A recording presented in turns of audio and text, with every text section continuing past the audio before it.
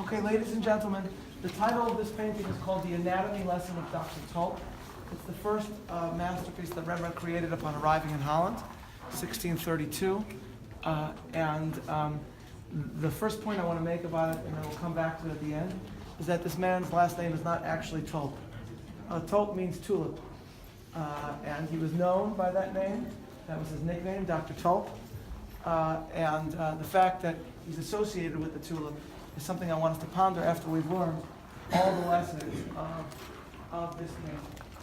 Essentially, what this painting is doing is providing us with the dialectic that lies at the heart of Judaism. The heart of Judaism is the following dialectic. In the Elah, at the end of Yom Kippur, we talk about human mortality. And we say that basically we're no different than animals because we're all going to end up dead. And we say, that man is no greater than animal, for all is vanity. Or Havel really doesn't mean vanity, it means fleeting. It means all is fleeting. We are all mortal. And so it sounds like we're saying that human beings are nothing. And then in the very next sentence in the Elah, as we conclude Yom Kippur, as if we don't even notice that these are two totally opposite statements. We say, Ata hivdalta enosh mirosh, v'takirei olam al lefanecha. You have separated man from the very beginning and recognized him as worthy of standing before you. So this is a notion that lies at the heart of Judaism, this dialectic. On the one hand, human greatness. You have made him very little bit lower than the angels. We have extraordinary gifts because we're created in the image of God. At the same time, our very lives are fleeting. We are mortal. And when you see a corpse or a dead animal, that is what ultimately what awaits us all.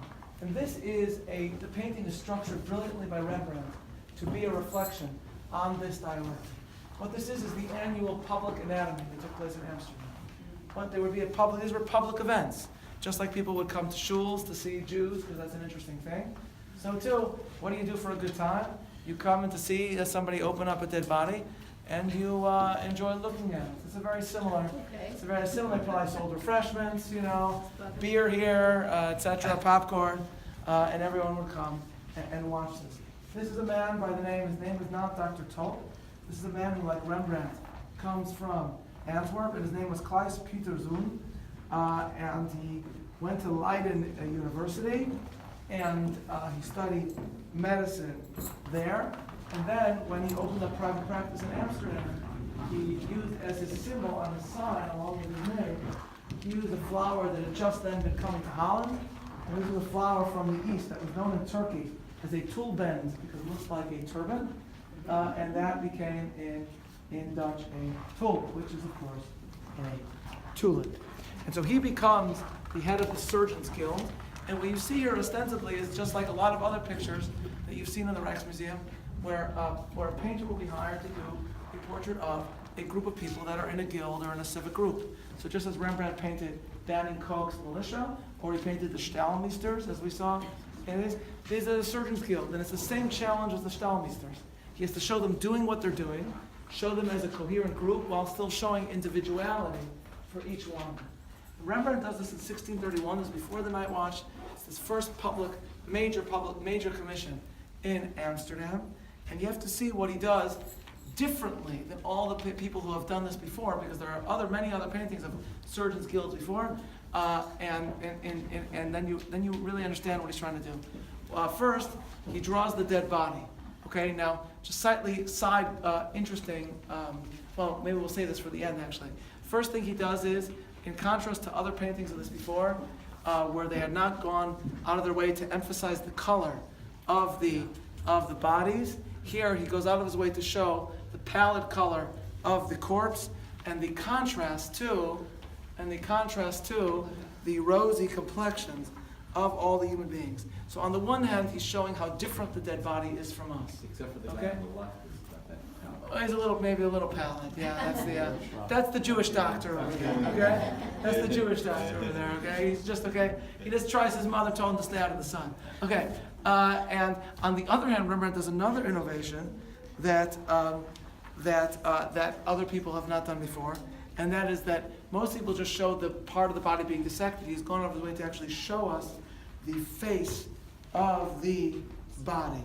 So what that means is that he actually, on the one hand, shows how different the dead body is from us. At the same time, he shows us how similar the dead body is to us. So, as Shama puts it, The earlier portraits had not bothered to register in color the startling difference, hardly bothered, the startling difference between the rosy complexions of the living, breathing surgeons working in midwinter and the stony object on which they were performing. So here he shows the pallid color. Yet, instead of concealing the cadaver's face, he fully reveals it, shadowing the eyes much as he did with his own image. In fact, he devotes as much detailed attention to the dead man's head as to those who are actually in the group. And so that's to make us, what that means is, as a result, despite the pallor of the cadaver, he manages to rehumanize rather than dehumanize that body, forcing the beholder into an uncomfortable kinship with the dead as well as with the living. And in fact, Rembrandt might have had a real kinship, the Shema points out, with this person, because this guy is basically Rembrandt's age, and he's from the same exact place. He's a kid from Leiden. Whose body did they use? How do you get a body for a public anatomy? Criminal, yeah. This guy's name was Adrian Zun, but he was known as Aris Kind, like Aris the Kid, like Billy the Kid. So he was known as Aris the Kid. And he was a criminal. He had a long history of theft and criminal assault. And he had been caught trying to steal a cape off a citizen of Amsterdam. And the guy gave as good as he got, so then he starts beating the citizen to take his cape. He gets caught. And in those days in Amsterdam, it wasn't this, live and let live, let's all smoke marijuana, approach. They hung him in the good old days. They hung him, and they hung him on the docks that anybody sailing into the city, just as immigrants to America, the Shama said, we'll see the Statue of Liberty. Here you see, hello, it's Amsterdam. We hang people here, okay? And they hung him, and then after he was dead, they would take him down, and they would use him for this public event. So there's a little bit of a there, but for the grace of God go I thing. Because this is a kid from Leiden, and Rembrandt is himself a kid from Leiden. That's Rembrandt knew who this person was, and he knew who the dead body was. Now what's going on here is the following. You're supposed to, as I mentioned, and that's just as we saw in the color versus the face itself, the dialectic of this body is not like us because it doesn't have a soul and it can't do what we can do. It's now animal-like versus this is us, that's the face, and this is what ultimately awaits us all. That dialectic is running through the whole painting. So for example, if you take a look at that top guy over there, all right, that's a guy by the name of Frans van Leunen. You see, if you step back, you'll see there are smudges all around his head. Do you see that? Yeah. Okay? Those smudges are there because Rembrandt originally made a hat for him too. Right? How do you show who's really chashev in the painting? We all know this from the yeshivas, okay? The bigger the Rosh Yeshiva you are, the bigger hat you have, right? Okay? So he has a Starka hat over here, and that guy was originally going to have a hat too because he's supposed to serve a counterweight. That he's anatomizing the body, but he is pointing at the body, but is he looking at the body? Usually if he's pointing, who's he looking at? He's looking at us. So with him pointing at the body and looking at us, he's basically saying, this is you, okay? This is what awaits us all. So he's playing a super important role, so much so that Rembrandt originally thought to give him an equally important role as Dr. Toll in this painting. That's what's happening here. Now, in Dr. Tulp itself, Rembrandt is actually emphasizing two different aspects of the greatness of humanity. What are the two things that human beings have that animals do not have? Opposable thumbs. Opposable thumbs, right, and what else? Soul. Speech, right? So a soul, which, right? So what is it? So, right, when it says that God gave Adam a soul, he breathed the Spirit of God into him, and it says, Vayhi Adam le'nefesh chaya, Adam became a nefesh chaya. Uncle says, what is nefesh chaya? Ruach memalala, a speaking spirit. That is what makes a human being a human being. And so what's happening here is he's actually showing those two things. That's what's happening. As Shama puts it, Tulp is seen at the precise moment of demonstrating two of the unique attributes of man, utterance and prehensile flexibility.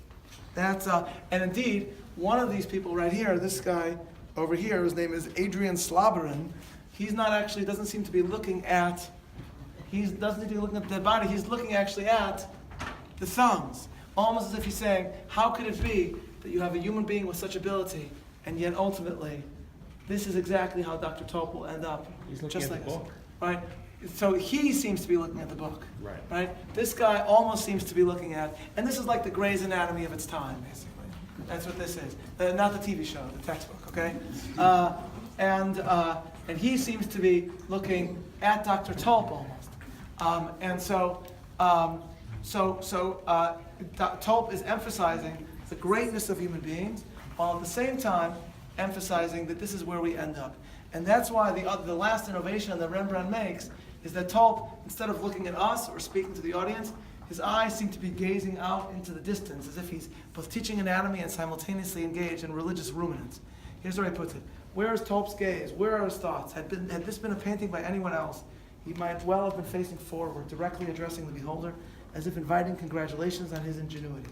But the real subject of the painting is only secondarily the ingenuity of Dr. Tulp, primarily the ingenuity of his creator. So Rembrandt has had the brainstorm of having him look not at his enthralled colleagues, but off into the distance, away from both the company and ourselves, as if wrapped in Christian meditation. And there's a poem written only a couple of years later about this painting, which reads as follows. Dumb integuments teach, cuts of flesh though dead, for that very reason forbid us to die. Here, while with artful hand he slits the pallid limbs, emphasizing the hands, speaks to us the eloquence of learned Tulp. Listener, learn yourself. That's the emphasis of the idea. They used to have over skeletons the phrase, know thyself. So listener, learn yourself. And while you proceed through the parts, believe that, even in the smallest, God lies hid.